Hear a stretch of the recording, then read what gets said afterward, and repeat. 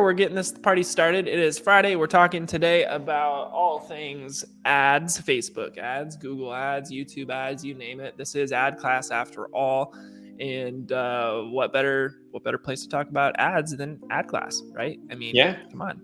That's what we do here. And the exciting thing about today's training is we actually have a presentation for you guys. So it's not just going to be the typical, Dakota and I just kind of chatting through strategy, but we're actually going to run through a slide deck, actually show you guys like a real well thought out training today, which I'm really, really excited about.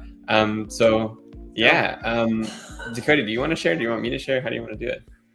I will share my screen. Yeah, let me get into it here. And for those of you guys, if you guys, go ahead, Caleb. I was just going to say, for like those of you guys have questions, please ask. That's exactly what I was going to say. Yeah. So ask questions. Yeah, ask questions. Hold on. I'm gonna share my screen here. I'm gonna actually type that out here. So yeah, we're live in like 4 different places. So if you are seeing this, just know where we would love you to end up is the Facebook group, which we'll have Matthew or Caleb put a link to that here. But the Facebook group is where we're going to be housing all of these trainings, apart from my page and the ad class page. And so that group is really where you're going to get the most value. So if you're interested in this kind of thing and you're on my page or you're on the ad class page, go over to the Facebook group. It's called Ad Class, Learn How to Turn Ads into Profit. It's completely free. We're just adding value in there. So go over there if you are wanting more. Good deal. I'm going to present this bad boy and we're going to get it started. So today, what we are talking about are the 3 fundamentals of a successful ad strategy. So what's up, Liam? He says hello. What's up, Liam? What's up, Maybe Liam will be a guest speaker on one of these bad boys, huh? Liam's pretty great. In the future. You guys don't know. Liam's media awesome. buyer extraordinaire.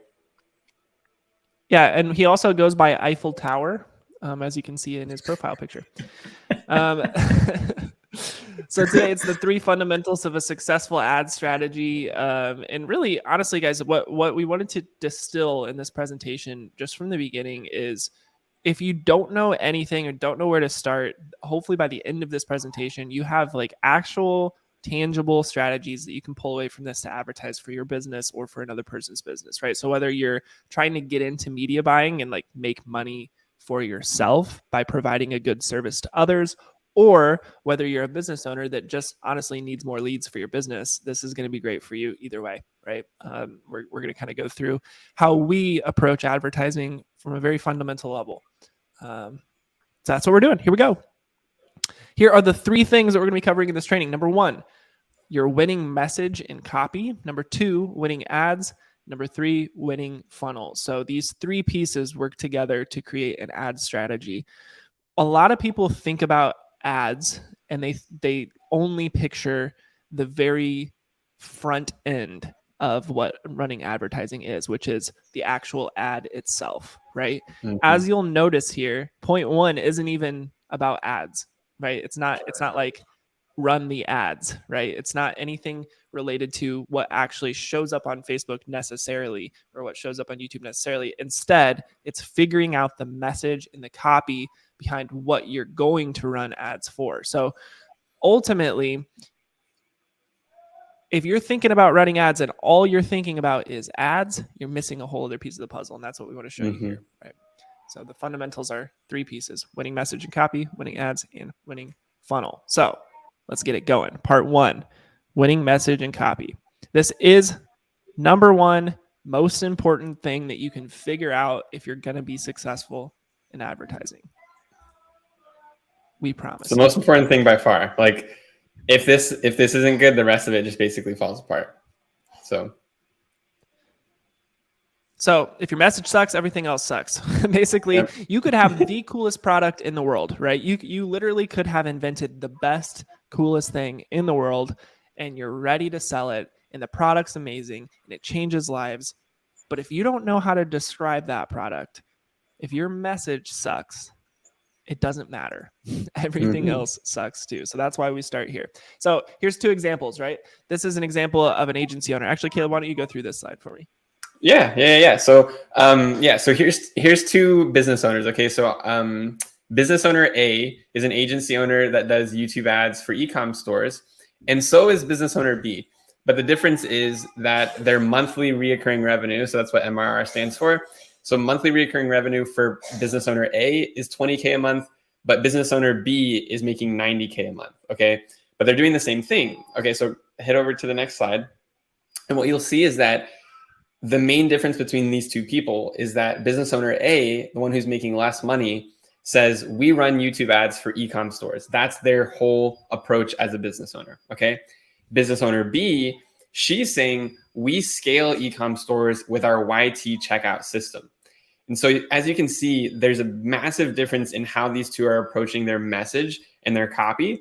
And the business owner B, she's going to have a much better time selling her offer, which is why she's making more money, because there's a uniqueness to it. And she's added her own spin and her own flavor. And she's not coming across like every other person that's out there in the marketplace, right? She has what we call a unique selling proposition. So super important to basically understand that and have one for your business. So yeah, and in this case, we're basically saying, these two people do the exact same thing. They could even achieve the exact same results for their clients, but one of them is making a lot more money than the other. Why is that? Again, it's because all about how she describes her offer to people. That it's that simple. Marketing is basically how do you put yourself in front of people in the right way, right? So you need a USP. Caleb said it's called a USP, a unique selling proposition. Well, what does it boil down to? What is a USP? This is a really simple, sort of tangible example of how you could create a USP for any brand here. And this is kind of where we start. I would say like this is the base evolution of creating a USP, and then you're probably going to want to make it more unique past this point. But a really easy way to do it is by taking this framework. So write this down or screenshot this or whatever. Take this framework and then plug in your target market, the results that you achieve for people, the number one pain point that people face when they're trying to do the thing that you achieve for them, and then the name of your unique strategy or the method that you use to do this, right? So an example that we just basically, here's an example that we use for our own business, right? If we're thinking about ad class and how do we do this, we show small business owners, that's the target market, right? We have small business owners, how to grow their reach, right? That's the achieved result here. Or we could say something like increase their revenue or get more clients, right? Grow their reach without, and then this is the pain point, hiring an overpriced agency, right? Somebody who's going to not be cost effective by using our ad class system. So really, really easy way, right? To kind of create this USP that creates a statement for your business that basically is like, what makes you unique? People talk about the elevator pitch, right? Like, if you only have 30 seconds to describe the thing that you do better than anybody else, how do you do it? USP is a really easy way to get that done. Yep. One other thing I want to add here too that I think is super important is for the business owners out there that start to hire, right? And you start to build a team, it's incredibly important to have a USP as you bring new people on, because if you don't have this, your team's going to start to be scattered and they're not going to understand or they're going to be pitching different things is a really great way for me to put it. So like having this right off the get-go for people as they come into your company, it aligns everybody so that everyone, when they ask, hey, what do you guys do? What do you guys sell? How do you write your copy? Everyone's aligned with this message, right? So it's really, really important because this becomes kind of the foundation of how you talk about yourself. So I love that. That's really very true, Caleb. Here's another version of the USP that you could do, right? So target market is currently doing the thing that everybody does right now. That doesn't work because this pain point, but my unique strategy doesn't care about that pain point, and it allows me to still get this result, right? So small business owners are currently relying on marketing agencies to run their marketing. That doesn't work because marketing agencies are overpriced and unreliable, but my ad class system doesn't care about using an agency, and it's allowed me to bring marketing in-house and save money, right? So it's another version of the USP statement, a little bit more complex, but but gets the same job done here. Yes, exactly. And I think the thing that I love about this version is that what this one does is it allows you to take a peek into the marketplace, into what other people are doing.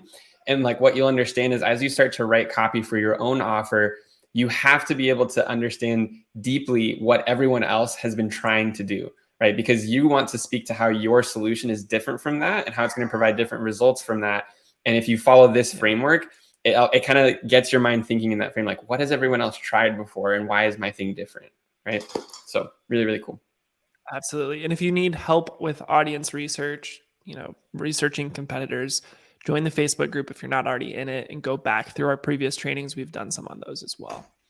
Yeah. So now next piece here in kind of the big overarching view of your marketing plan and how to run ads is that congruence is key.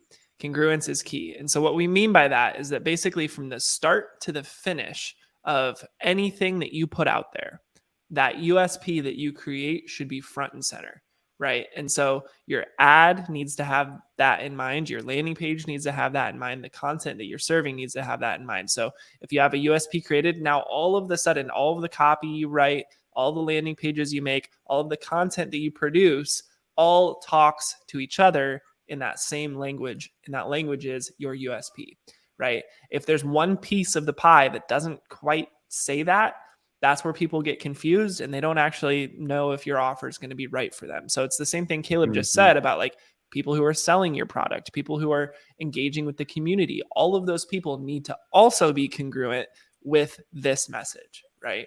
Yeah. Anything to add here, Caleb? I just think that that's like for those that are like paying attention here to this slide, the biggest breakdown I think that Dakota and I both see if we step into a business that's like hurting, this is usually like one of the main reasons that we'll catch is that their messaging is not aligned all the way across the board. And their market is where it's so important is between marketing and sales. It's important with fulfillment and everything too, but between marketing and sales, if your sales team is saying something on the phones that's different from what the marketing team is pushing over here, that's going to be a massive breakdown and people aren't going to buy. And it's something that seems so simple, but you would be surprised how many really large, like multi-million-dollar companies Dakota and I have helped run ads for, they get this wrong. And their pitch and stuff just isn't aligned with the messaging. And when you do get this right, it's like almost an immediate uptick in performance. So super important. Yeah. And you might be like, well, why would they get it wrong? I think a lot of the reason is because people are always testing things and they're trying out new things, trying to see what works or whatever. And they forget maybe that once they change a little piece of their business, the rest of it really needs to change as well. The way that you market your business has to be in agreement all the way through, right? So in this case, we're looking at an ad and then the landing page and then the actual like video content that we're putting forward. All of these speak to the exact same pain points, the exact same solution, everything. If somebody clicks your ad and the ad is talking about, a passive way to wholesale, and then they get to the landing page and there's no mention of a passive way to wholesale, they're probably going to drop off of that landing page, right? Because they clicked into it to see what you were talking about in the ad, right? Exactly. So that's that. Yep. Exactly. Let's move on. So part one, we talked about. Part one is the copy and the message, right? It's huge. Use that USP framework. That's what you're going to create your copy from. We've got other trainings today. We don't have time, but we've got other trainings on how to actually write the copy, how to research the audience, all that good stuff. But for part two, we'll talk about the actual ads, right? So winning ads. Once you have all that stuff set up, we're talking about actually running ads, digital media buying, right? Doing the thing, clicking the buttons, spending the money. This happens on these channels, right? Facebook, Instagram, Google search, YouTube, and TikTok. These are the primary 5 that we're using right now. We're dabbling a little bit with Twitter. Things LinkedIn change there rapidly. LinkedIn a little bit, but these are the primary, I'd say the big 5. TikTok getting sort of an honorable mention on this big 5, right? It's really more so these top 4 that we're spending a lot of money on right now. Mm-hmm. And that leads me to this question. Everybody's always like, where should I start, right? If I'm running ads, what platform is best?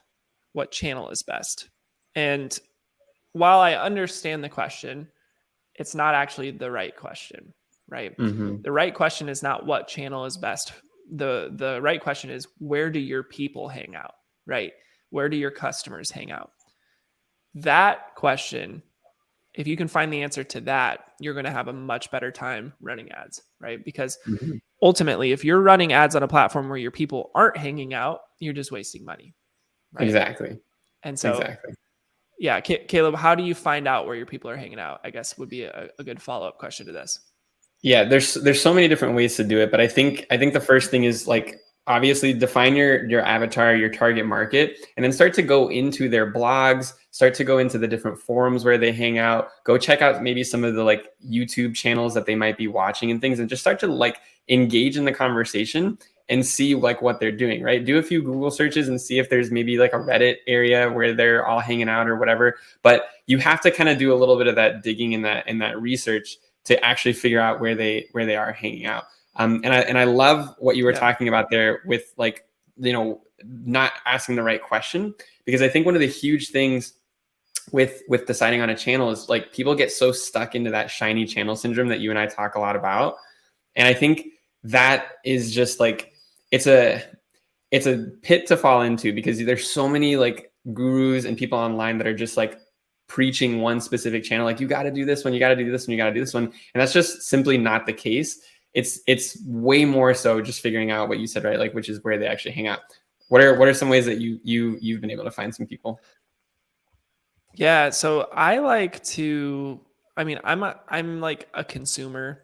Like I know that there's people out there that say like, we shouldn't spend our time consuming things on the internet, right? Like it's a waste of time, whatever. But Mm-hmm. I get that. But at the same time, I'm in marketing and I need to know, I need to have a finger on the pulse of like what's actually going on out there. And so much Mm-hmm. of what we consume on a daily basis is really like siloed, because our algorithm kind of starts to know us and then like keep us in this little Mm-hmm. bubble, right? I mean, you see that politically, you see that, all sorts of things. Like there's the polarization of people, and a lot of that happens because of the way media is, right? Well, what you have to do is you have to actually start researching people who are not like you, and you need to start Mm-hmm. seeing who are the celebrities and the influencers that lead the charge for that group of people, if it's not me, right? So I like to go to YouTube, Yep. and I like to go into YouTube and like search queries that people are actually searching that are in my target market, and then Yep. find the biggest channels, that specialize on that thing. So like, we use the example of sneakers a lot of times on this. Like, Mm-hmm. let's say we have a sneaker brand, right? I'm not a sneakerhead. I don't know anything about it. Matthew on our team could help us figure that out. But we go into YouTube and we basically Google, brand name of a speaker or of a sneaker, and basically like figure out who's talking about it, who's reviewing it, and then go to their Mm-hmm. video, go to their channel, see what people are saying in their comments, right? What shoes are they talking about? What websites are they talking about when they say go here Yep. to find it, right? That sort of community building is really good. So like YouTube can help with it a lot. You start to see where people are talking and hanging out. Reddit is another really good one. There's a subreddit for everything, and you can really Mm-hmm. start to understand people based on what they talk about in Reddit, on very specific levels. So that's something. And then obviously just demographically, right? Like if your Yep. offer or your brand is serving people who are, in their 50s and 60s, TikTok's probably not the place where you should go, because you can Yeah. look up the user base and their ages, and you should probably go somewhere like Facebook, where it skews a bit older, where adaptation was 10 years ago and these people are just now getting on the platform. You know what I mean? Like it takes Mm-hmm. Mm-hmm. time for older people. So that's kind of the direction I go there. Yep. Good stuff, dude. So there's one other question though that brings up sort of like what channel to choose, and this one is, what makes the most sense for your offer, discovery versus intent? And what I mean by Mm. this is that there's basically like two types of ads out there, right? There's discovery based ads and there's intent based ads. Discovery, think of a platform like Facebook, right? When you're scrolling through your newsfeed on Facebook, the ads that pop up are more so discovery ads, in which you're figuring out about a new offer or a new product or something you might not have heard about before based on what Facebook thinks you're interested in. But it's not Mm-hmm. based on your searches on Google, and it's not based on what you're actually looking for in that moment. So I like to use the idea of a plumber, right? A plumber is a really good example, because you don't really want to call a plumber unless you have an immediate need for a plumber, right? So Mm-hmm. let's say your toilet breaks down, right? And something happened. You need it to be fixed today. you're not going to go scroll through Facebook until a plumber ad pops up so that you No. can click on it, right? Because chances are a plumber ad is not going to pop up on Facebook. People talk about Yeah. their phones listening to them all the time. So who knows? Maybe, maybe somehow that might happen. But no, I don't think so. Instead, you're going to go to Google and you're going to type in plumbers near me and you're going to find one. That's intent. You're showing intent to make a purchase or to find something out, right? So Google is like the king of intent. Facebook is the king of, discovery, right? And so you have to find out what's right for your brand. Sneaker brand, probably intent based. People are Googling for sneakers, things like that. But if you have a brand that's much more, let's say like an education product that teaches you how to, trade stocks, that's going to be discovery based more so, right? Yep. Liam has a question. Let's say I know where my people hang out, but I'm struggling to turn them into clients. Really good question, Liam. We are going to keep talking about that actually, because that's the next part of this presentation. So stay tuned. We're going to get into the funnel a little bit, and that's going to answer your question. Yep. So getting into the ad copy, we've talked a little bit about the message. We have trainings on how to write copy, but a really quick and dirty way to kind of, get a piece of copy out there is by using this framework. Caleb, you want to talk about this framework? Yeah. So basically, this is especially important if you're getting started with Facebook and Instagram ads up front, because what we typically see, especially for the offers that we run, is that running longer form copy on those channels is what really works. And so this is the flow that we almost always will follow right off the get-go whenever we're just getting started with an ad for like a new brand or new product offering that we're working with. Number one is you want to go ahead and hook in your person, right? So you utilize basically a one sentence hook that catches their attention. Right? The whole idea is stop the scroll, get them to actually like just pay attention. The next thing that we do is we like to excite them about the potential of what's possible with basically our offer, right? So we just excite them about some of the benefits. We excite them about like a couple of different things that basically just literally will get them excited. Number three is we start to educate them on whatever it is that we're basically solving. So there's a couple of different ways to educate. You can do this by talking about the market. You can do this by like just showcasing certain facts about what's going on in the marketplace. You can educate them on like what other people are doing. And if you do that, it leads really well into number four, which is the reframe. This is really, really huge. So pay attention to this, guys. If you can learn how to reframe in your marketing correctly, this is one of the most powerful tools that you can do in copy.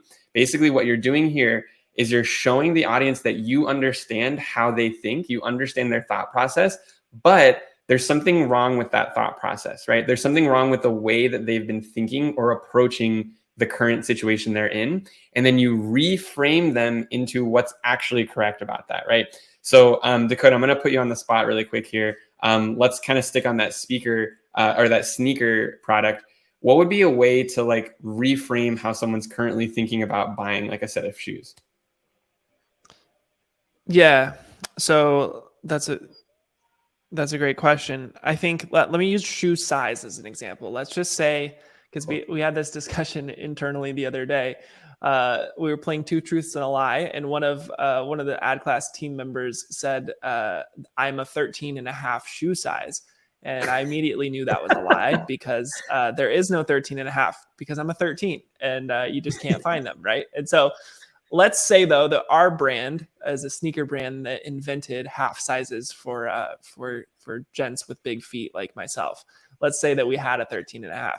Our hook and our excite and our educate and our reframe would basically be all aligned with that. But if we get to the reframe piece, I would say something like, listen, I know you've heard that half sizes are irrelevant past size 13, but let me tell you that I changed my shoe size to 13.5 and I no longer have pain in my toes. I no longer have lower back pain after walking all day.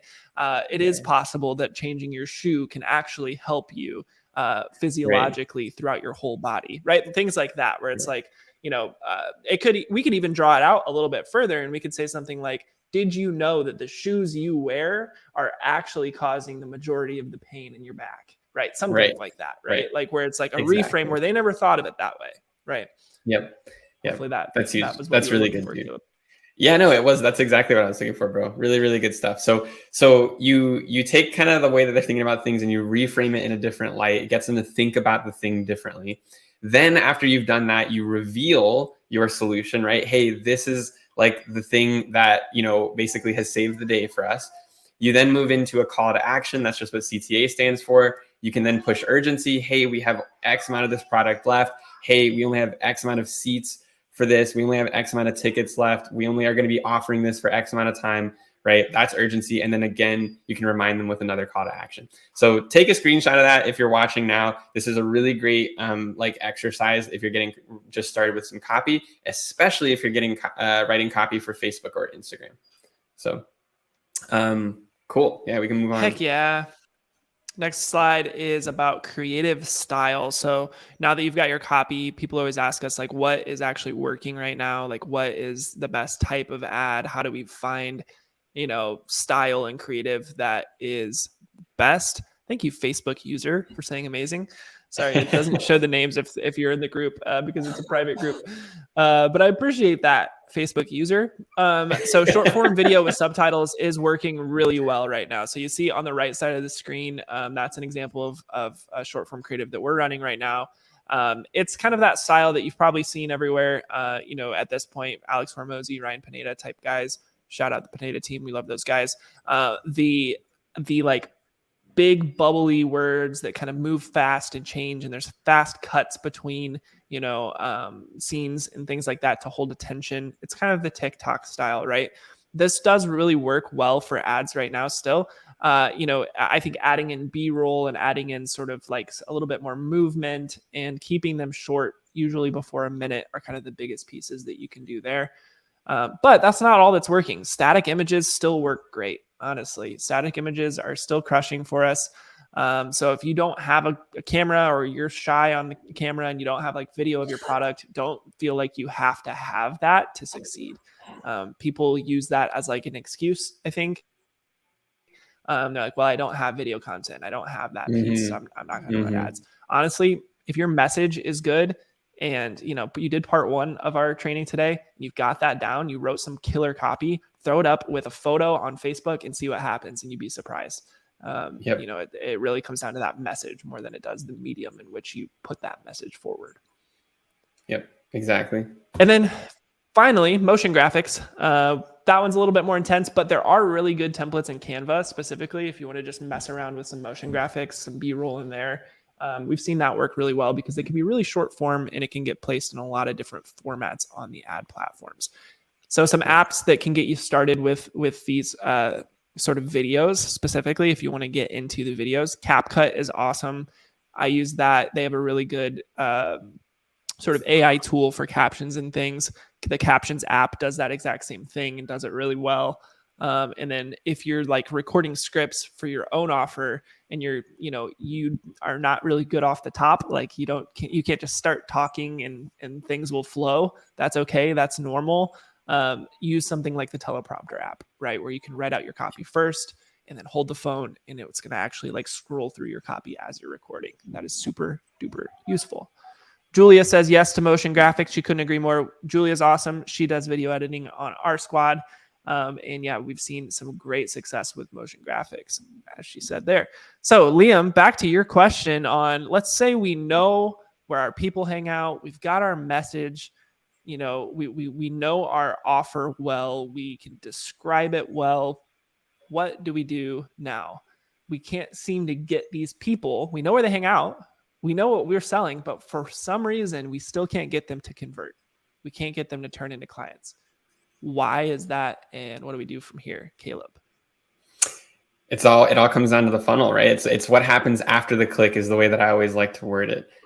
So do you really need a funnel? Why not just use your website, right? This is one of the most common questions that I think Dakota and I get from people who are kind of getting introduced to the whole paid ad side of things is, well, I already have a website, right? I can just turn some ads on and send them right to my website.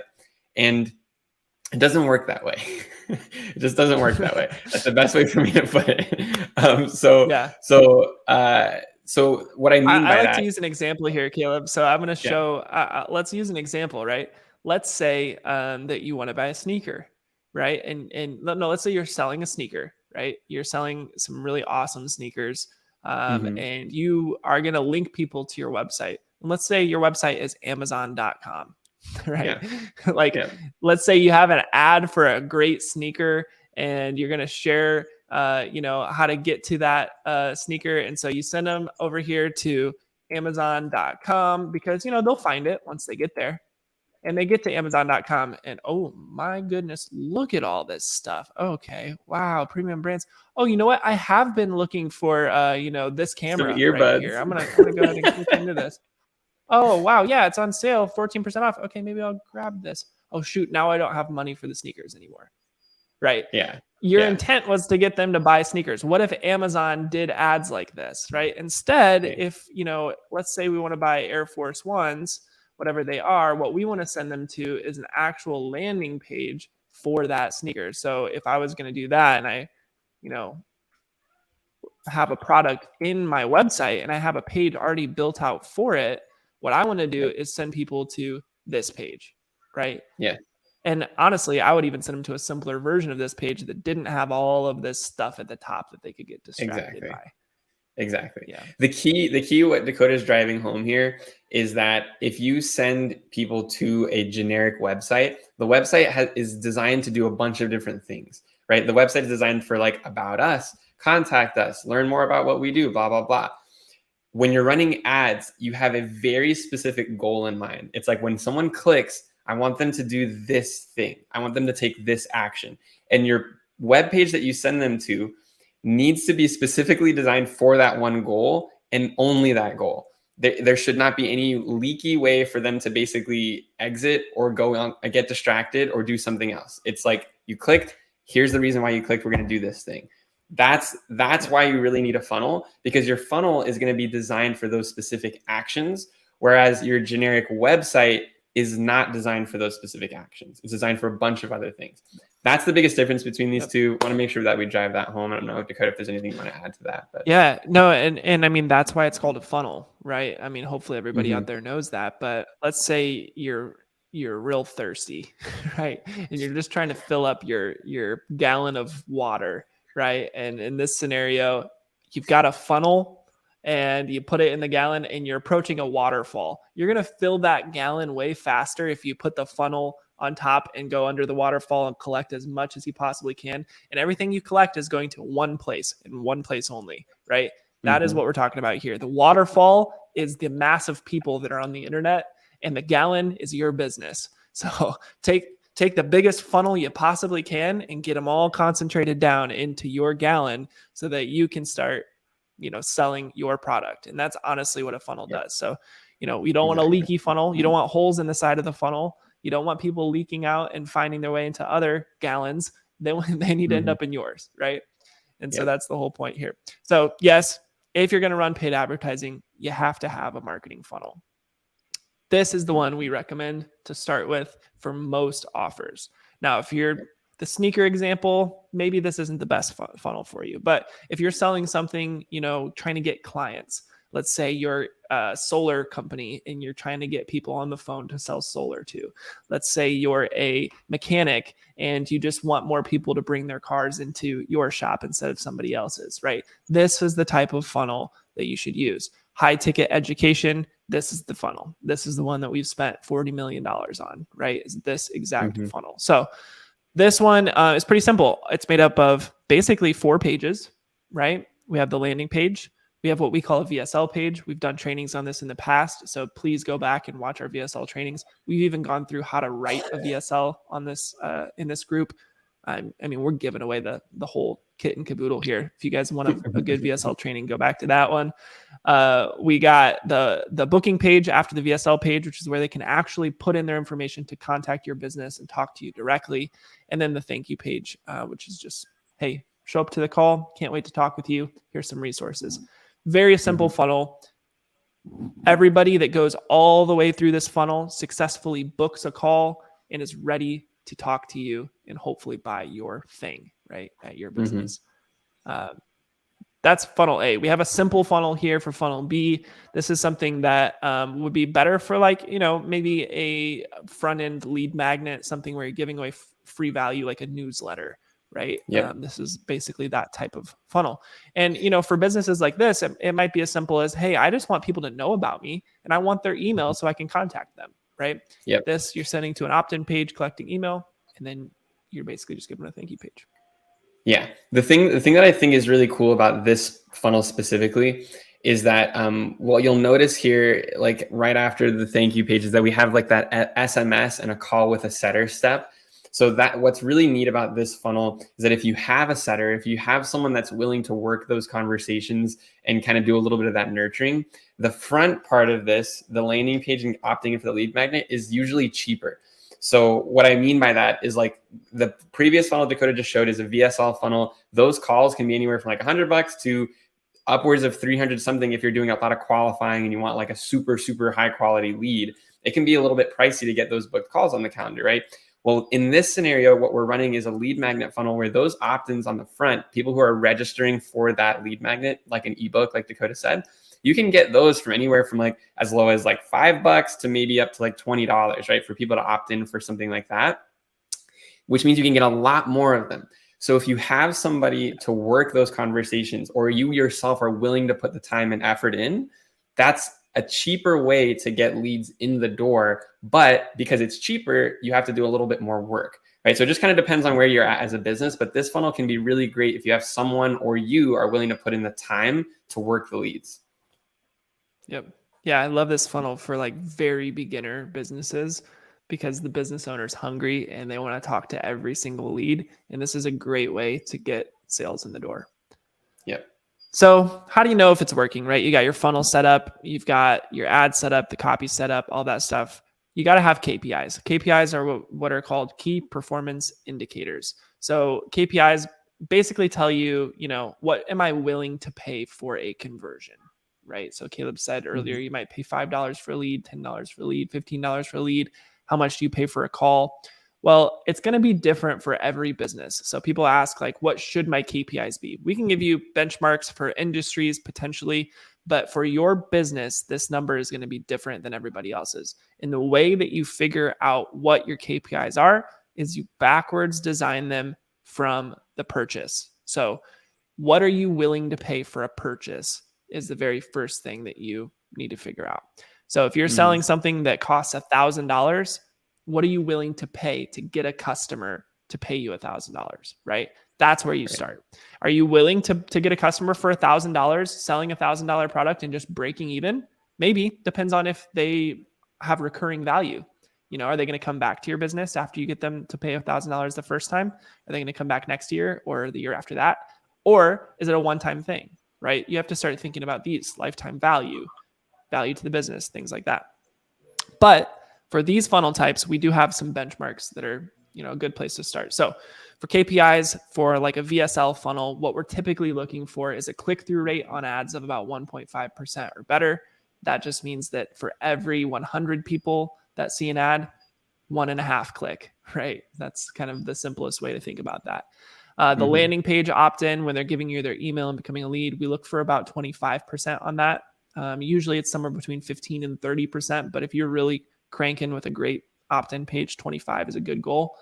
That means cost per opt-in will be anywhere from $10 to $20, right? Somewhere in that range, depending on what you're asking for. If you're throwing in an email or just an email field on that page, then yeah, 10 is doable. If you're also asking for their phone number or their name, it's going to get a bit more expensive. And then cost per call can be anywhere from $120 to, like Caleb said, $300, just depending on how many questions are you asking them before they're able to book that call. How much are you qualifying them? And then finally, the part where it gets exciting is what percentage of those booked calls are you turning into customers?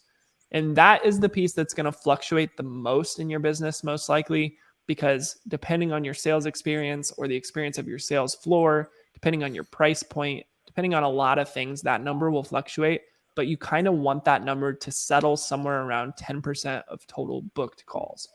That's factoring in cancellations and no-shows and people that ghost you, right? Like just total booked calls, 10% to 12% closing. If all of this happens, then you're probably paying about $1,000 for a customer. Again, this is the VSL funnel. We're talking about high ticket stuff here. So it's a little different than if you're selling a pair of sneakers, right? This is like you're selling something like coaching or consulting that costs, $5,000 as an example. But yeah, that's kind of how it breaks down. Any notes on this, Caleb? No, dude, that's It's good stuff. Beautiful. So once you have great ads, you have the copy, you have the ads, you have the perfect funnel. Here's the final steps.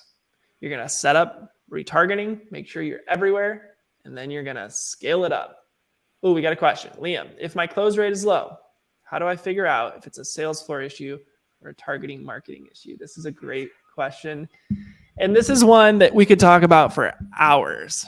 That's a very deep question, and usually can cause like battles and wars at companies because sales and marketing are like, it's your fault. No, it's your fault, right? Like that whole thing. But yeah, I mean, there's some quick ways. Dakota, I'll let you kind of answer, and then I can kind of add on to it. But there's a couple of quick ways that you can look at this. So I would say that the biggest thing is to just come to an agreement between sales and marketing on what a qualified lead looks like, right? What is a qualified lead? Okay, a qualified lead has seen the VSL video and they have, answered X, Y, or Z on the application. If that's the case, and we agree that that's a qualified lead, and marketing and sales shake hands, they come to the table and say, yes, that is a qualified lead. Then the discussion's over. Now it's just a question of, hey, we're giving you qualified leads and they're not closing, right? Why is that? Simple as that, right? Now, if sales comes back and says, we need to change what's a qualified lead, then the question becomes, well, why was it working last month, but not this month, right? And so that's where it can get interesting. But I think it all starts with agreeing between marketing and sales what a qualified lead is, and any qualified lead should close at the percentage that we're expecting them to close at. That's exactly right. Yeah. That's exactly it. Dope. All right. So yeah, we launch, we scale up. Once again, these are the platforms that you probably want to consider being seen on, right? All of these bad boys, the Facebooks, Googles, LinkedIn's, Twitters, Instagrams, TikToks, and YouTubes of the world. And that's it, everyone. We've done it. We are 44 minutes into this presentation. If you've made it this far, you are ready to launch some ads. And we're excited for you. So if you are launching ads out there and you're not in the ad class group, ad class turn ads into profit group, I don't know what you're doing. You should be in there, because if you're in there, you can ask us any question you have on running ads and we will answer. This is free stuff here that we're just providing value on. We'd love to help. So that's all I got. Caleb, what do you got? Final words? Just thanks for joining us, guys. Let me look over here. Camera's over here. Thanks for joining us, guys. Happy Friday to you. I hope that you enjoy your weekend, and just thanks again for joining us. We do these every Friday. So come hang out with us, ask us your marketing questions, and we will see you guys next